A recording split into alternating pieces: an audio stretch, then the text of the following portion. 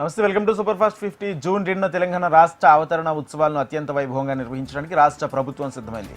తెలంగాణ వైభవం ఉట్టిపడేందుకు ఈ సందర్భంగా నిర్వహించే సాంస్కృతిక కార్యక్రమాలు నిర్వహించనున్నారు. అలాగే తెలంగాణ రాష్ట్ర గీతం రాజముద్ర ఆవిష్కరించనున్నారు. పెరేడ్ గ్రౌండ్లో రాష్ట్ర అవతరణ వేడుకలను ఘనంగా నిర్వహించేందుకు ఏర్పాట్లు చేస్తున్నారు. అవతరణ వేడుకలపై ఉన్నతాధికారులతో సీఎస్ శాంతికుమారి సమీక్షా సమావేశం నిర్వహించి పలు సూచనలు చేశారు. జూన్ 2న ఉదయం గన్ పార్క్లోని అమరవీరుల స్తూపం దగ్గర తెలంగాణ రాష్ట్ర సాధన అమరవీరులకు రాష్ట్ర ముఖ్యమంత్రి నివాళులర్పించనున్నారు. అనంతరం సికింద్రాబాద్ పెరేడ్ గ్రౌండ్స్లో నిర్వహించే కార్యక్రమంలో పాల్గొనున్నారు. తెలంగాణ రాష్ట్ర గీతంపై కొన్ని రోజులుగా వివాదం చెలరేగడంతో సీఎం రేవంత్ రెడ్డి స్పందించారు. రాష్ట్ర గీతం రూపకల్పన బాధ్యతలను పూర్తిగా అందేశ్రీకి ఇచ్చామన్నారు. అందేశ్రీ ఎవరిని ఎంచుకుని గేయ రూపకల్పన చేస్తారనేది ఆయన ఇష్టమని తెలిపారు. ఏ సంగీత దర్శకుడిని పెట్టి గేయ రూపకల్పన చేయాలనేది తన పని కాదన్నారు. సంగీత దర్శకుడి ఎంపిక విషయంలో తనకేం సంబంధం లేదన్నారు సీఎం. అధికారిక చిహ్నం మార్పుతో పాటు పలు అంశాలపై సైతం ఆయన మాట్లాడారు. తెలంగాణ అంటే త్యాగాలు, పోరాటాలు అని రాజకీయ వ్యవస్థకు తావలేదన్నారు. తెలంగాణ తల్లి గీతం స్ఫూర్తించేలా తెలంగాణ చిహ్నం ఉంటుందని తెలిపారు. తెలంగాణ చిహ్న రూపకల్పన నిజామాబాద్కి చెందిన వ్యక్తికి ఇచ్చామని సీఎం అన్నారు. సమ్మక్క సారక్క నాగోబా జాతర స్ఫూర్తి ప్రతీకలకు అద్దం పట్టేలా చిహ్నాన్ని రూపొందిస్తామన్నారు. ముఖ్యమంత్రి రేవంత్ రెడ్డి ఢిల్లీ పర్యటనలో సోనియా గాంధీతో సమావేశమయ్యారు. జూన్ 2న జరిగే రాష్ట్ర అవతరణ వేడుకలకు రావాల్సిందిగా ఆమెను ఆహ్వానించారు. అనంతరం మీడియాతో మాట్లాడిన ఆయన రాష్ట్ర అవతరణ వేడుకలకు తెలంగాణ ప్రజల తరపున సోనియా గాంధీని ఆహ్వానిస్తున్నట్లు పేర్కొన్నారు. దశాబ్ది ఉత్సవాలకు వచ్చేందుకు సోనియా గాంధీ సూపర్ప్రాయంగా అంగీకరించారని తెలిపారు. 10 ఏళ్ల పాలన వైఫల్యాలను కప్పిపుచ్చుకునేందుకు గాంధీ కుటుంబాన్ని టార్గెట్ చేస్తున్నారని రేవంత్ రెడ్డి ఆరోపించారు. దేశ ప్రధాని కుర్చీని కాంగ్రెస్ ఇప్పుడు అగౌరవపరచలేదని తెలిపారు. డిపాజిట్లు కూడా రాని చోట మెజార్టీ సీట్లు వస్తాయని బీజేపీ చీరాలు పలుకుతుందన్నారు. మోదీ గ్యారంటీ యొక్క వారంటీ ఖతమైందని ఎద్దేవా చేశారు. బీజేపీ మాటలు వినేందుకు దేశ ప్రజలు సిద్ధంగా లేరన్నారు. ఇండియా కూటమి కేంద్రంలో ప్రభుత్వాన్ని ఏర్పాటు చేస్తుందని ధీమా వ్యక్తం చేశారు. తెలంగాణలో పరిపాలన పిచ్చోడి చేతిలో రాయలా మారిందని కేటీఆర్ విమర్శించారు. కాకతీయ కళాదళంపై రేవంత్ చేసిన వ్యాఖ్యలను కేటీఆర్ ఖండించారు. ప్రముఖ కళాకారుడు ఆలీ లక్ష్మణ్ తయారు చేసిన రాష్ట్ర రాజముద్రలో తెలంగాణ చరిత్ర, సాంస్కృతిక వారసత్వం, గంగా జమున తెహజీబ్కు ప్రతీకలైన కాకతీయ తోరణం, చార్మినార్ ఉంటే అది రాజరిక పోకడ అని కేటీఆర్ మండిపడ్డారు. కానీ రాష్ట్ర గీతంలో మాత్రం అదే చార్మినార్ గురించి, కాకతీయుల గురించి ప్రస్తుతించాలని ముఖ్యమంత్రికి కానీ ఆయన మంత్రిమండలిలో ఒక్కరికైనా రాష్ట్ర గీతంలో ఏమున్నదో తెలుసా అంటూ కేటీఆర్ నిలదీశారు. ప్రజాభవన్లో బాంబు ఉన్నట్లు అజ్ఞాత వ్యక్తి 100కు డయల్ చేసి చెప్పడంతో రాష్ట్ర పోలీస్ శాఖ తనిఖీలు నిర్వహించింది. Intelligence security wing, Hyderabad city security wing police అధికారులను రంగంలోకి దింపించింది. హుటాహుటిన బాంబ్ స్క్వాడ్, డాగ్ స్క్వాడ్ బృందాలు ప్రజాభవన్కు చేరుకుని అడుగడునా తనిఖీలు చేపట్టారు. విషయం తెలుసుకున్న పంచగుట్ట ఏసీపీ మనోహర్ కుమార్ తన బృందంతో చేరుకుని పరిస్థితిని సమీక్షించారు. ప్రజాభవన్ ఎంట్రన్స్ నుంచి నివాసం లోపల ఉన్న అన్ని గదులు, bedrooms, kitchen, dining hall, visitor halls, ఉప ముఖ్యమంత్రి ఛాంబర్, జిమ్, గార్డెన్ పరిసర ప్రాంతాలను అణువణుగా డాగ్ స్క్వాడ్ బృందం పోలీసులు తనిఖీలు చేశారు.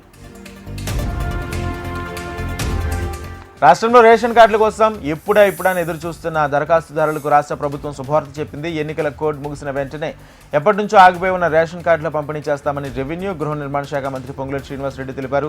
అర్హులైన ప్రతి ఒక్కరికూ అందజేయడం జరుగుతుందని వెల్లడించారు. ఈ విషయాన్ని మంత్రి ఎక్స్ వేదికగా ట్వీట్ చేశారు. తెలంగాణ ఏర్పడి నేటికి 10 ఏళ్ళు అవుతున్న రేషన్ కార్డులు మాత్రం లబ్ధిదారులకు జారీ చేయలేదు. అన్ని రంగాల్లో ముందు వరుసలో ఉన్నామని చెప్పుకునే గత ప్రభుత్వ హయాంలోనే ఈ తంతు అంతా జరిగింది. అలాగే సంక్షేమ పథకాలు ఏవైనా లబ్ధిదారుడి వరకు చేరాలంటే రేషన్ కార్డు తప్పనిసరిగా ఉండాలి. కానీ గత బీఆర్ఎస్ ప్రభుత్వం రేషన్ కార్డును 10 ఏళ్లుగా చేపట్టలేదు. దీంతో సంక్షేమ పథకాలు అందుకునేవారు అనేక ఇబ్బందులు పడ్డారని తెలిపారు. తెలంగాణ వ్యాప్తంగా రవాణా శాఖ కార్యాలయాల్లో ఏకకాలంలో ఏసీబీ అధికారులు సోదాలు కొనసాగుతున్నాయి. ఖైరతాబాద్, టౌలిచక్కి, మల్క్పేట్, నాగోల్, బండ్లగూడ, మహబూబాబాద్ ఆర్టీఓ కార్యాలయంలో ఏసీబీ అధికారులు తనిఖీలు నిర్వహించారు. బండ్లగూడలోని ఏజెంట్లను అదుపులోకి తీసుకుని విచారిస్తున్నారు. మహబూబాబాద్లో 5 ఆర్టీఓ ఏజెంట్లను అదుపులోకి తీసుకున్నారు. కరీంనగర్ జిల్లా ఆర్టీఓ కార్యాలయంలో ఏసీబీ డీఎస్పీ పలు డాక్యుమెంట్లను పరిశీలిస్తున్నారు. మరోవైపు సిద్దిపేట ఆర్టీఓ ఆఫీసులో పలు రిజిస్ట్రేషన్లను ఏసీబీ అధికారులు తనిఖీలు చేస్తున్నారు. మహబూబాబాద్ జిల్లా కేంద్రంలోని రవాణా శాఖ కార్యాలయంలో ఏసీబీ అధికారులు ఆకస్మికంగా దాడులు నిర్వహించారు. కార్యాలయంలో అనధికారికంగా ఉన్న 6 ఏజెంట్లు, రవాణా శాఖ అధికారి గౌస్ షాషా, డ్రైవర్ సుబ్బారావును అదుపులోకి తీసుకున్నారు. ఏజెంట్ల నుంచి 45,100 రూపాయల నగదు, డ్రైవర్ నుంచి 16,500 రూపాయల నగదు, కొత్త లైసెన్సులు, రెన్యువల్స్, ఫిట్నెస్కు సంబంధించిన కాగితాలను స్వాధీనం చేసుకున్నారు. కౌంటర్లో పనిచేసే ఉద్యోగుల వద్ద డిక్లరేషన్ కన్నా ఎక్కువ నగదు లభ్యమైందని, దీనిపై పూర్తి స్థాయిలో విచారణ చేసి శాఖాపరమైన చర్యలు తీసుకుంటామని ఏసీబీ అధికారులు తెలిపారు. మహబూబాబాద్ రవాణా శాఖ కార్యాలయంలో అవకతవకలు జరుగుతున్నాయని ఫిర్యాదులు అందాయని ఏసీబీ డీఎస్పీ సాంభయ్య తెలిపారు. గౌరవ ఉన్నతాధికారి డైరెక్టర్ జనరల్ సివి ఆనంద్ ఆదేశాలతో ఈ దాడులు నిర్వహించామన్నారు. కార్యాలయంలో 6 ఏజెంట్లు, జిల్లా రవాణా శాఖ అధికారి గౌశాష, డ్రైవర్ సుబ్బారావును అదుపులోకి తీసుకున్నామని, వీరి నుంచి నగదు, పలు కాగితాలను స్వాధీనం చేసుకున్నామని, ఏజెంట్లు, డ్రైవర్లు అనధికార వ్యక్తులు కార్యాలయంలో ఉండకూడదని, లావాదేవీలకు సంబంధించిన బ్యాంక్ డిమాండ్ డ్రాఫ్టులు, బ్యాంక్ చెక్కులే ఉండాలని, అందుకు విరుద్ధంగా వీరి వద్ద నగదు ఉందని గుర్తించామన్నారు. ఇక నగదును స్వాధీనం చేసుకున్నామని, దీనిపై పూర్తి స్థాయిలో విచారణ చేసి చర్యలు తీసుకుంటామని తెలిపారు. ఈ దాడిలో సీఐలు శ్యామ్ సుందర్, ఎన్ రాజు, ఎస్ రాజు సిబ్బంది పాల్గొన్నారు. భద్రాద్రి కొత్తగూడెం జిల్లా అశ్వరావుపేట సరిహద్దు చెక్పోస్టులో ఏసీబీ అధికారులు సోదాలు నిర్వహించారు. ఒక్కో లారీ నుంచి 200 రూపాయల నుంచి 1500 రూపాయలు దాకా వసూలు చేస్తున్నట్లు ఫిర్యాదులు అందడంతో ఏసీబీ అధికారులు తనిఖీలు చేపట్టారు. తనిఖీలో భారీగా నగదు లెక్కకు మించి ఉన్నట్లు గుర్తించి ఏసీబీ అధికారులు చెక్పోస్ట్ సిబ్బంది నుంచి స్టేట్మెంట్ రికార్డు చేశారు. అలాగే బాధితుల నుంచి లిఖితపూర్వకంగా ఫిర్యాదులు తీసుకున్నారు. పూర్తి స్థాయిలో తనిఖీలు చేసి కేసు నమోదు చేస్తామని ఏసీబీ అధికారులు తెలిపారు. సిద్దిపేట రవాణా శాఖ కార్యాలయంలో ఏసీబీ అధికారులు దాడులు నిర్వహించారు. పైసలు లేనిదే పని జరగడం లేదని నినాదం సిద్దిపేట రవాణా శాఖ కార్యాలయంలో అమలవుతుందని ఏసీబీ అధికారులు ఫిర్యాదులు అందడంతో ఒకే రోజు అన్ని విభాగాల్లో ఏకకాలంలో తనిఖీలు నిర్వహించారు. డీఎస్పీ రేంజ్ అధికారులతో పాటు సుమారు 15 మంది అధికారులతో కూడిన బృందం ఈ దాడిలో పాల్గొన్నారు. కార్యాలయంలో కంప్యూటర్లను, రిజిస్టర్లను, కీలక ఫైల్స్లను క్షుణ్ణంగా పరిశీలించారు.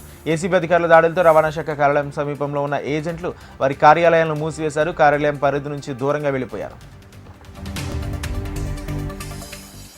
బీజేపీ దళిత కార్యకర్తలపై దాడి చేసిన కాంగ్రెస్ నాయకులు వెంటనే అరెస్టు చేయాలని నాగర్ కర్నూలు జిల్లా పెద్దకొత్తపల్లి మండలం కేంద్రంలోని బీజేపీ జిల్లా అధ్యక్షుడు ఎల్లిని సుధాకర్ రావు ఆధ్వర్యంలో బీజేపీ, ఎంఆర్పీఎస్ కార్యకర్తలు రాస్తారోకో నిర్వహించారు. దీంతో రోడ్లపై భారీగా వాహనాలు నిలిచిపోయాయి. చిన్న కారుముప్పుల గ్రామం బీజేపీ కాంగ్రెస్ కార్యకర్తల ఘర్షణల నేపథ్యంలో బీజేపీ దళిత కార్యకర్తలపై దాడి చేసిన కాంగ్రెస్ నాయకులపై కేసు నమోదు చేసి నిందితులను వెంటనే అరెస్టు చేయాలని డిమాండ్ చేశారు. కొల్లాపూర్లో జూపలని ఎన్నుకుంటే దాడులు జరుగుతాయి, దోపిడీలు జరుగుతాయి, అరెస్టులు జరుగుతాయని చెప్పినా కూడా కాంగ్రెస్ పార్టీ మాయమాటలు నమ్మి గెలిపిస్తే 6 నెలల్లో దమనకాండలు జరుగుతున్నాయని గుర్తు చేశారు. లోక్సభ ఎన్నికల్లో ప్రశాంతంగా దళితులు ఓటు వేస్తుంటే శ్రీనివాసులు అనే వ్యక్తి దుర్మార్గంగా దళితులను కొట్టారని ఆరోపించారు. నిందితులను కఠినంగా శిక్షించి కొల్లాపూర్లో శాంతి భద్రతలను నెలకొల్పాలని పోలీసులకు డిమాండ్ చేశారు. రాష్ట్ర ప్రభుత్వం ఆదేశాలతో రైతు ప్రయోజనాల కోసం నకిలీ విత్తనాలను నియంత్రించేందుకు ప్రత్యేక చర్యలు తీసుకున్నామని రామగుండం పోలీస్ కమిషనర్ శ్రీనివాస్ తెలిపారు. Mancherial zone Chennur police station పరిధిలోని బద్దుగమ్మ వాగు దగ్గర ఐచర్ వ్యాన్లో అక్రమంగా రవాణా చేస్తున్న 5.5 క్వింటాల నకిలీ పత్తి విత్తనాలను స్వాధీనం చేసుకున్నామన్నారు.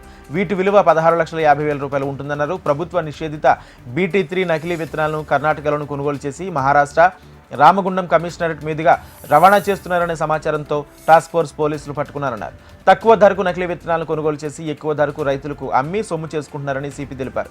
నకిలీని అరికట్టి రైతులకు మేలు చేసేందుకు రాష్ట్ర ప్రభుత్వం కఠిన చర్యలు చేపట్టిందని, రైతులు మోసం చేసి దళాలకు శిక్ష తప్పదని కమిషనర్ ఆఫ్ పోలీస్ హెచ్చరించారు.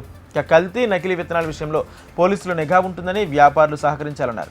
2 నిందితులతో పాటు 1,80,000 రూపాయల నగదు, 3 సెల్ ఫోన్లు, ఐచర్ వ్యాన్ స్వాధీనం చేసుకున్నట్లు తెలిపారు. నకిలీ పత్తి విత్తనాల రవాణాను పెట్టుకోవడంతో చాకచక్యంగా వ్యవహరించిన టాస్క్ ఫోర్స్ పోలీస్ సిబ్బందికి సిపి రివార్డులను అందజేశారు. నకిలీ విత్తనాలు అమ్మితే పీడీ యాక్ట్ నమోదు చేస్తామని సుల్తానాబాద్ సీఐ సుబ్బారెడ్డి హెచ్చరించారు. పెద్దపల్లి జిల్లా సుల్తానాబాద్ పట్టణంలోని ఫెర్టిలైజర్ షాపులను సుల్తానాబాద్ సీఐ సుబ్బారెడ్డి ఆకస్మిక తనిఖీలు చేశారు.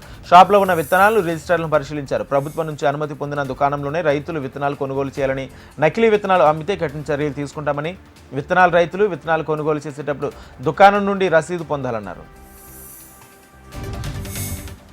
రాజన్న సిరిసిల్ల జిల్లా గంభీరావుపేటలో గౌడ కులస్తులు నిర్వహించిన శ్రీ రేణుకామాత సిద్ధుగం వేడుకల్లో సిరిసిల్ల ఎమ్మెల్యే బీఆర్ఎస్ పార్టీ కార్యనిర్వాహక అధ్యక్షుడు కేటీఆర్ పాల్గొన్నారు.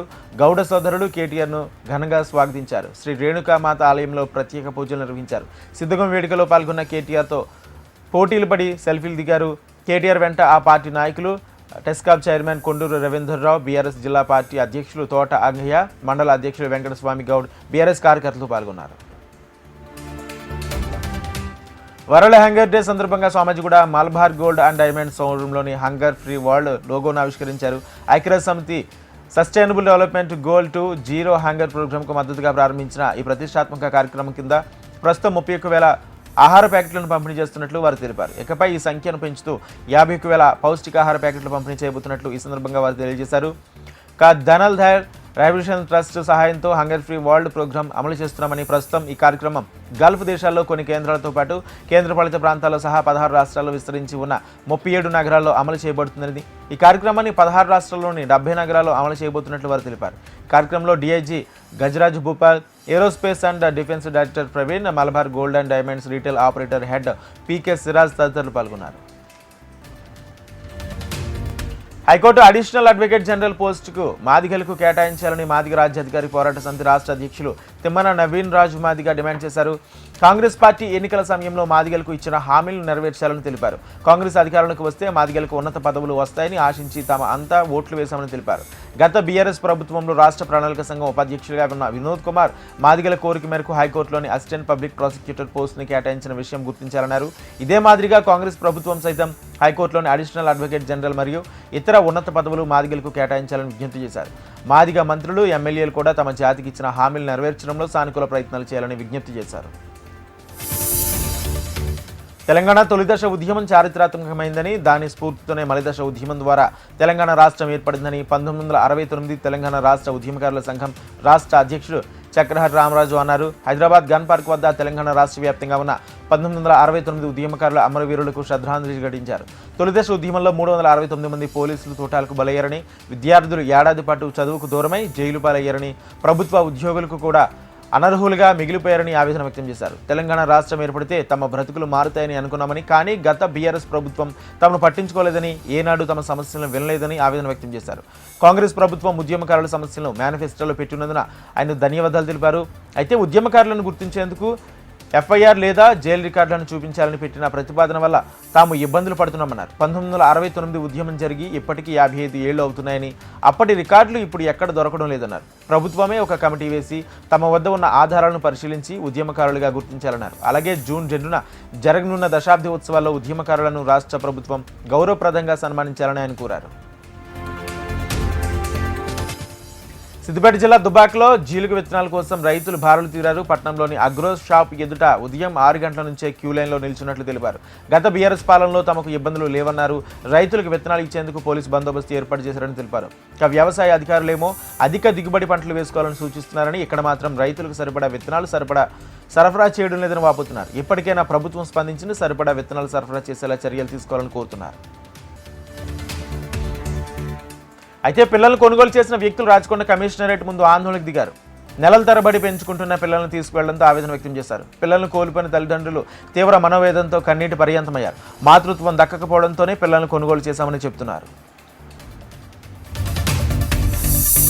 హైదరాబాద్ ఉప్పల్లో గంజాయి బ్యాచ్ రెచ్చిపోయింది. క్రికెట్ ఆడుతున్న ఓ యువకుడిపై గంజాయి బ్యాచ్ దాడి చేసింది. యువకుడిపై దాడిని అడిగేందుకు వెళ్లిన బీఆర్ఎస్ నాయకుడు సంతోష్తో పాటు మరో 7గురిపై కర్రలతో తీవ్రంగా దాడి చేశారు.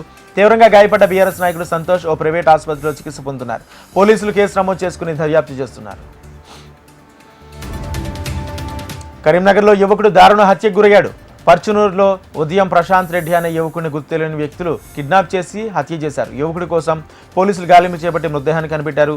యువకుడి మృతదేహాన్ని మానేరు నదిలో పోలీసులు గుర్తించారు. పోలీసులు కేసు నమోదు చేసుకుని నిందితుడి కోసం గాలిస్తున్నారు. పెళ్లి రోజు కదా అని కుటుంబ సభ్యులతో కలిసి ఒక వ్యక్తి హోటల్కి వెళ్ళాడు. బిర్యానీ ఆర్డర్ చేస్తున్నారు. కొద్దిసేపటికి వాంతులు విరేచనాలు అయ్యాయి. అవస్థలు పడి ఆసుపత్రిలో చేరారు. ఈ ఘటన రంగారెడ్డి జిల్లా షాద్నగర్ పట్టణంలో చోటు చేసుకుంది. అప్పారెడ్డిగూడ గ్రామానికి చెందిన నరేందర్ తన పెళ్లి రోజు ఉందని షాద్నగర్ పట్టణంలో ఓ ఫ్యామిలీ రెస్టారెంట్లో తన కుటుంబ సభ్యులతో కలిసి మండీ బిర్యానీ తిన్నాడు. తర్వాత ఇంటికి చేరుకున్న క్రమంలో ఒకరి తర్వాత ఒకరికి వాంతులు విరేచనాలు అయ్యాయి. దీంతో శంషాబాద్ ప్రైవేట్ ఆసుపత్రిలో అడ్మిట్ అయ్యారు. అప్పటికే నరేందర్కు రక్తపు వాంతులు విరేచనాలు కావడంతో ఐసీయూలో చికిత్స పొందుతున్నాడు. ఆయనతో పాటు ఆయన కుటుంబ సభ్యులు సైతం చికిత్స పొందుతున్నారు. దివంగత మాజీ సీఎం ఎన్టీఆర్ 101వ జయంతి సందర్భంగా పలువురు ప్రముఖులు నివాళులర్పించారు. ఎన్టీఆర్ ఎంతో దార్శనికత గల నాయకుడని ప్రధాని మోడీ పేర్కొన్నారు. దేశ రాజకీయ ముఖ చిత్రాన్ని మార్చేసిన వ్యక్తి అని మాజీ ఉపరాష్ట్రపతి వెంకయ్యనాయుడు తెలిపారు. తెలుగు జాతి చిహ్నం ఎన్టీఆర్ అని కొనియాడారు. తెలంగాణ సీఎం రేవంత్ రెడ్డి తెలుగు జాతికి స్ఫూర్తి, కీర్తి ఎన్టీఆర్ అని చంద్రబాబు కొనియాడారు. ఇక అన్నగారి సేవలను స్మరించుకుందామని శ్రేణులకు ఆయన పిలుపునిచ్చారు. ఎన్టీఆర్కి భారతరత్న పురస్కారంతోనే సముచిత గౌరవం అని చిరంజీవి అన్నారు. ఎన్టీఆర్ ఘాట్ వద్ద జూనియర్ ఎన్టీఆర్, కళ్యాణ్ రామ్లు నివాళులర్పించారు. తెలుగు గుండె తల్లడిల్లుతోంది పెద్ద మనసుతో ఈ గుండెని మరొకసారి తాకిపోతా తాత అంటూ సదా మీ ప్రేమకు బానిసనంటూ ఎన్టీఆర్ ఫోటోతో ఎమోషనల్ పోస్ట్ పెట్టారు జూనియర్ ఎన్టీఆర్. ఎన్టీఆర్ 101వ జయంతి సందర్భంగా ఎన్టీఆర్ ఘాట్ వద్ద ఆయన కుమారుడు బాలకృష్ణ అంజలి ఘటించారు. ఎన్టీఆర్ అంటే ఒక శక్తి అని, తెలుగువారికి ఆయన ఆరాధ్య దైవం అన్నారు బాలకృష్ణ. ఎన్టీఆర్ రాజకీయాలకు వచ్చాక డాక్టర్లు, లాయర్లు, అభిమానులు పాలిటిక్స్లోకి తీసుకొచ్చారని తెలిపారు. హైదరాబాద్లోని ఎన్టీఆర్ ఘాట్ వద్ద ఆయన కుమార్తె బీజేపీ ఏపీ అధ్యక్షురాలు పురంధేశ్వరి భర్త దగ్గుబాటి వెంకటేశ్వరరావుతో కలిసి నివాళులర్పించారు. ఎన్టీఆర్ ఆశీస్సులు తెలుగు ప్రజలందరికీ ఉండేలా ప్రార్థించినట్టు తెలిపారు. ఎన్టీఆర్ అంటేనే సంక్షేమ పాలన అన్నారు పురంధేశ్వరి. లిక్కర్ పాలసీ స్కామ్ కేసులో కవిత బెయిల్ పిటిషన్ ఈ నెల 30న తీర్పున ఢిల్లీ హైకోర్టు వెల్లడించనుంది. నిన్న ఎమ్మెల్సీ కవిత వాదనలు ముగిగా ఇవాళ ఈడీ తన వాదనలు వినిపించింది. లిక్కర్ కేసులో కవిత కింగ్ పిన్ అని, అక్రమ సొమ్ము కవితకు చేరిందని జోహెబ్ హుస్సేన్ కోర్టుకు తెలిపారు. దీనికి సంబంధించిన వాట్సాప్ చాట్ తమ దగ్గర ఉందన్నారు. ఇండియా హెడ్ ఛానల్తో పెట్టుబడి పెట్టారని తెలిపారు. కేసు కీలక దశలో ఉందని, కవితకు బెయిల్ ఇస్తే దర్యాప్తుపై ప్రభావం పడుతుందన్నారు. ఇక కవితకు బెయిల్ ఇవ్వడానికి మెడికల్ కారణాలు లేవని వాదనలు వినిపించారు. ఢిల్లీ లిక్కర్ పాలసీ స్కామ్ కేసులో కేసీఆర్ పేరును ఈడీ ప్రస్తావించినట్లు వస్తున్న వార్తలు అవాస్తవమని కవిత తరపు న్యాయవాది మోహిత్ రావు తెలిపారు. మాచర్ల ఎమ్మెల్యే పిన్నెల రామకృష్ణారెడ్డికి ఏపీ హైకోర్టులో ఓరట్ లభించింది. పిన్నెలకి షరతులతో కూడిన బెయిల్ను హైకోర్టు మంజూరు చేసింది. ప్రతిరోజు ఎస్పీకి రిపోర్ట్ చేయాలని కోర్టు ఆదేశించింది. కౌంటింగ్ రోజు ఆర్ఓకు రిపోర్ట్ చేయాలని సూచించింది. పిన్నెల్లి పార్లమెంట్ పరిధిలోని ఉండాలన్నది హైకోర్టు. పాస్పోర్ట్ సరెండర్ చేయాలని తెలిపింది. తదుపరి విచారణ జూన్ 6కు వాయిదా వేసింది హైకోర్టు. ప్రపంచవ్యాప్తంగా ఏ నాయకుడికి దక్కని ఘనత దివంగత ఎన్టీఆర్కు దక్కుతుందన్నారు తెలంగాణ వ్యవసాయ మంత్రి తుమ్మల నాగేశ్వరరావు. ఖమ్మంలోని కాంగ్రెస్ పార్టీ క్యాంప్ కార్యాలయంలో ఎన్టీఆర్ జయంతి సందర్భంగా వేడుకలు నిర్వహించారు. నీతివంతమైన రాజకీయాలు చేయడానికి ఎన్టీఆర్ ప్రయత్నాలు చేశారని తెలిపారు. ఓట్లు, అధికారం కోసం ఎన్టీఆర్ ప్రవేశపెట్టిన పథకాలను కొందరు ఉపయోగించుకుంటున్నారని తెలిపారు. ఉన్నత చదువులకు అమెరికా వెళ్లి రోడ్డు ప్రమాదంలో చనిపోయిన మృతురాలు గుడ్ల సౌమ్య కుటుంబాన్ని ప్రభుత్వ విప్ బేర్ల ఐలయ్య పరామర్శించారు. యాదగిరిగుట్టలోని మృతురాలు ఇంటికి వెళ్లి తల్లిదండ్రులకు భరోసా ఇచ్చారు. అమెరికా నుండి సౌమ్య మృతదేహాన్ని వీలైనంత త్వరగా తీసుకురావడానికి ప్రభుత్వం చర్యలు చేపట్టిందని వివరించారు. ప్రభుత్వ పరంగా కూడా సౌమ్య కుటుంబాన్ని ఆదుకుంటామని హామీ ఇచ్చారు. కన్నీరు మున్నీరుగా విలిపిస్తున్న సౌమ్య తల్లిదండ్రులు, కుటుంబ సభ్యులను తాను ఉన్నానంటూ భరోసా ఇచ్చారు. సీఎం జగన్పై రాయి దాడి కేసులో నిందితుడు సతీష్కి విజయవాడ కోర్టు బెయిల్ మంజూరు చేసింది. కండిషన్లతో కూడిన బెయిల్ ఇచ్చింది. శనివారం, ఆదివారం స్థానిక పోలీస్ స్టేషన్కి వెళ్లి సంతకం చేయాలని ఆదేశాలు జారీ చేసింది. వాదనలు విన్న కోర్టు నిన్న తీర్పును వెలువరించింది. ఎన్నికల ప్రచారంలో భాగంగా ఏప్రిల్ 13న విజయవాడకు వచ్చిన జగన్పై రాయితో దాడి చేసిన ఘటనలో సతీష్ని పోలీసులు అరెస్ట్ చేశారు. ఎన్నికల కౌంటింగ్కు సమయం దగ్గర పడుతున్న వేళ పోస్టల్ బ్యాలెట్ ఓట్ల లెక్కింపుపై వైసీపీ అభ్యంతరం వ్యక్తం చేసింది. పోస్టల్ బ్యాలెట్ల ఓట్ల కౌంటింగ్ మీద ఈసీ తాజాగా ఇచ్చిన సడలింపులపై వైసీపీ అభ్యంతరం తెలిపింది. ఏపీ అదనపు సీఈఓను వైసీపీ నేతలు కలిసి దీనిపై ఫిర్యాదు చేశారు. వెంటనే ఆ నిర్ణయాన్ని వెనక్కి తీసుకోవాలని పేర్ని నాని కోరారు. ఫామ్ 13A ఓటరు ఆర్ఓ సంతకం, బ్యాలెట్ సీరియల్ నెంబర్ లేకుంటే వాటిని తిరస్కరించవద్దని ఇటీవల ఈసీ మార్గదర్శకాలు జారీ చేసింది. పోస్టల్ బ్యాలెట్ మీద ఆర్ఓ సంతకం పెట్టి స్టాంపు వేయాలని గతంలో చెప్పారన్నారు పేరు నాని. ఇప్పుడేమో స్టాంపు వేయకపోయినా సరే ఆమోదించాలని అంటున్నారని తెలిపారు. ఏపీలో కూటమి ఏర్పడ్డాక ఈసీ వ్యవహార శైలి మారిందన్నది సజ్జల రామకృష్ణారెడ్డి ఆరోపించారు. సీఎస్ను తప్పించాలని కుట్ర చేస్తున్నారన్నారు. మాచర్లలో ఒక ఈవీఎం ఘటన ఎందుకు బయటకు వచ్చిందని ప్రశ్నించారు. మిగతా చోట్ల ఈవీఎం ధ్వంసమైన వీడియోలు ఎందుకు రిలీజ్ చేయడం లేదని నిలదీశారు. మాచర్ల విషయంలోనూ ఎందుకలా తీస్తున్నారని సజ్జల ఆగ్రహం వ్యక్తం చేశారు. విశాఖ పరిసరాల్లో అసైన్ భూముల కుంభకోణంలో ప్రభుత్వ ప్రధాన కార్యదర్శి జవహర్ రెడ్డి పాత్ర ఉందని జనసేన నాయకులు మూర్తి యాదవ్ ఆరోపించారు. ఎస్సీ, ఎస్టీ, బీసీల చేతిలో ఉన్న అసైన్ భూములను తీసుకుని వేల కోట్ల రూపాయల కుంభకోణానికి పాల్పడ్డారని వివరాలు వెల్లడించారు. ఇది రాష్ట్ర చరిత్రలోనే పెద్ద కుంభకోణమన్నారు. జవహర్ రెడ్డి కుటుంబీకులు పేర్లతోనే బినామీ పేర్లతోనూ భూ లావాదేవీలు జరిగాయని, ఆనందపురంలో జరిగిన భూ రిజిస్ట్రేషన్ వివరాలు వెల్లడించారు. ప్రభుత్వ వెబ్సైట్లో ఈసీ తీసుకునే వెసులుబాటు లేకుండానే సాంకేతిక సమస్యను సృష్టించారని ప్రస్తావించారు. ప్రభుత్వ ప్రధాన కార్యదర్శి జవహర్ రెడ్డి కుమారుడు కనుసన్నల్లో సాగిన భూదందాపై సమగ్ర విచారణ జరిపించాలని డిమాండ్ చేశారు. కేసులు పెడితే భయపడే ప్రసక్తి లేదని, ఆనందపురం మండలంలో జరిగిన భూ కుంభకోణంపై సిట్టింగ్ జడ్జితో కానీ సిబిఐతో కానీ విచారణ చేయించాలని డిమాండ్ చేశారు.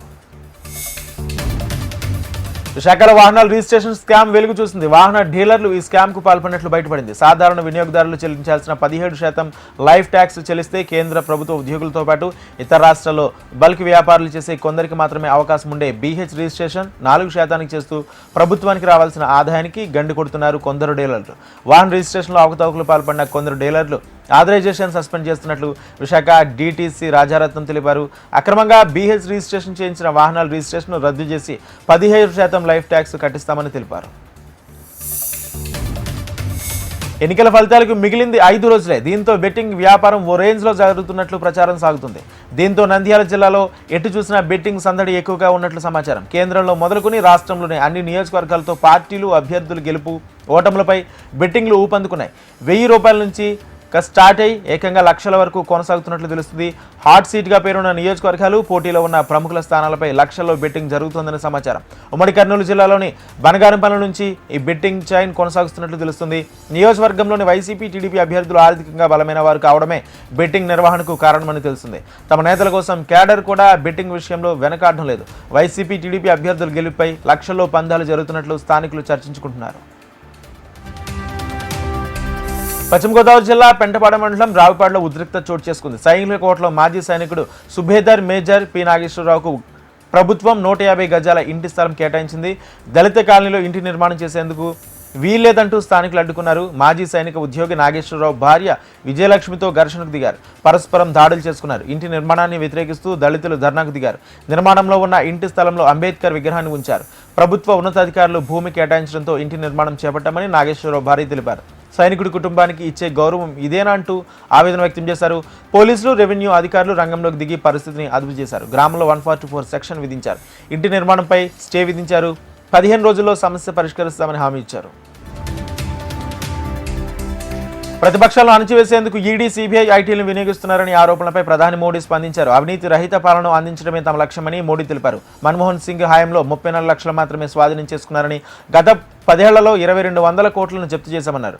ఇంత మొత్తంలో అవినీతి డబ్బును వెనక్కి తెచ్చిన వ్యక్తిని గౌరవించాలి కానీ దూషించడం ఏంటని ప్రశ్నించారు.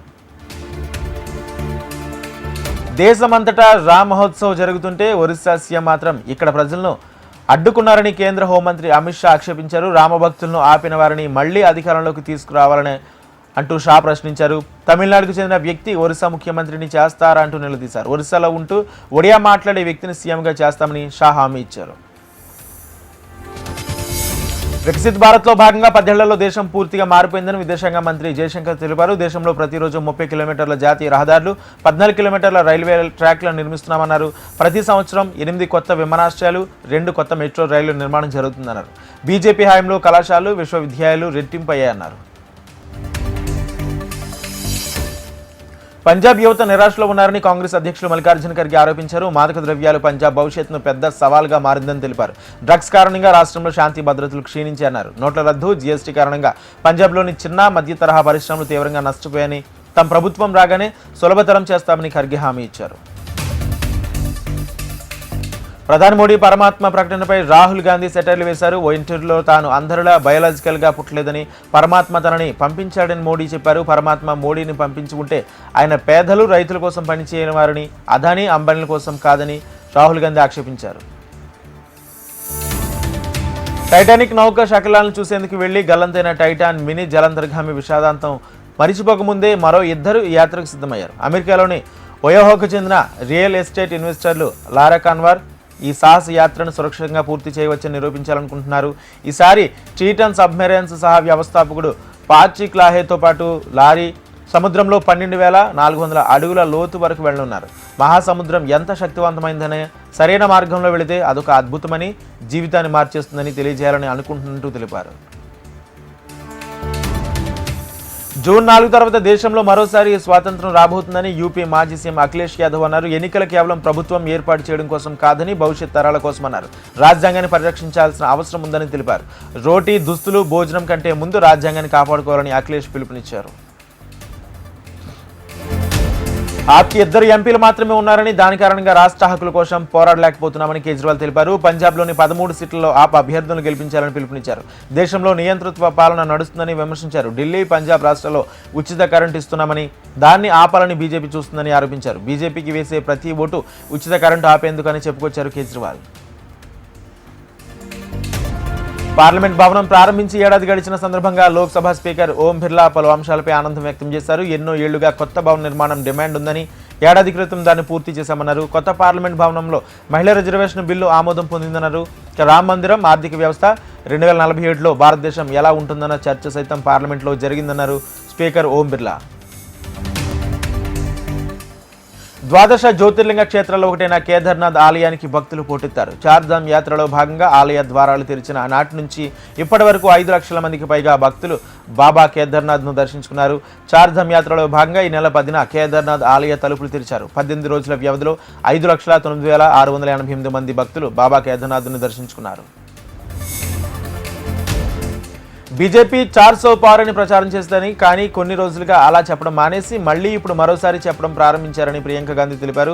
బీజేపీ ఏ ప్రతిపాదకనైనా అలా చెబుతుందో తనకు అర్థం కావడం లేదన్నారు. బీజేపీ రాజకీయాలతో ప్రజలు విసుగుపోయారని తెలిపారు. ద్రవ్యోల్బణం, నిరుద్యోగం పెరిగిపోయిందన్నారు. అసోంలోని ధీమా హసాబో జిల్లాలో కురుస్తున్న భారీ వర్షాలకు నదీ ప్రవాహం విపరీతంగా పెరుగుతుంది. దీంతో హప్లాంగ్ సర్క్యులర్ లింక్ రోడ్డు తెగిపోయింది. దీంతో రాకపోకలకు తీవ్ర ఇబ్బందులు ఎదురవుతున్నాయి. మరోవైపు రాష్ట్ర వ్యాప్తంగా వీస్తున్న ఈదురు గాలులు, భారీ వర్షాల కారణంగా ఒకరు మృతి చెందగా మరో 17 మంది గాయపడ్డారు. మిజోరంలో ఎడతెరిపి లేకుండా కురుస్తున్న భారీ వర్షాలకు ఐజ్వాల్లోని రాతి క్వారీ కుప్పకూలింది. ఈ ప్రమాదంలో 10 మంది మృతి చెందగా పలువురు తీవ్రంగా గాయపడ్డారు. వర్షాల కారణంగా కొండ చర్యలు విరిగిపడుతున్నట్లు పోలీసులు తెలిపారు. అయితే మరికొందరు తప్పిపోయినట్లు తెలిపారు. తప్పిపోయిన వారి కోసం రెస్క్యూ కొనసాగుతుందని తెలియజేశారు. కాగా భారీగా కురుస్తున్న వర్షాలకు రాష్ట్రంలోని పలు చోట్ల కొండ చర్యలు విరిగిపడ్డాయి. హందర్ వద్ద జాతీయ రహదారిపై కొండ చర్యలు విరిగిపడడంతో ఐజ్వాల్ ప్రాంతం నుంచి ఇతర ప్రాంతాలకు సంబంధాలు లేకుండా పోయాయి.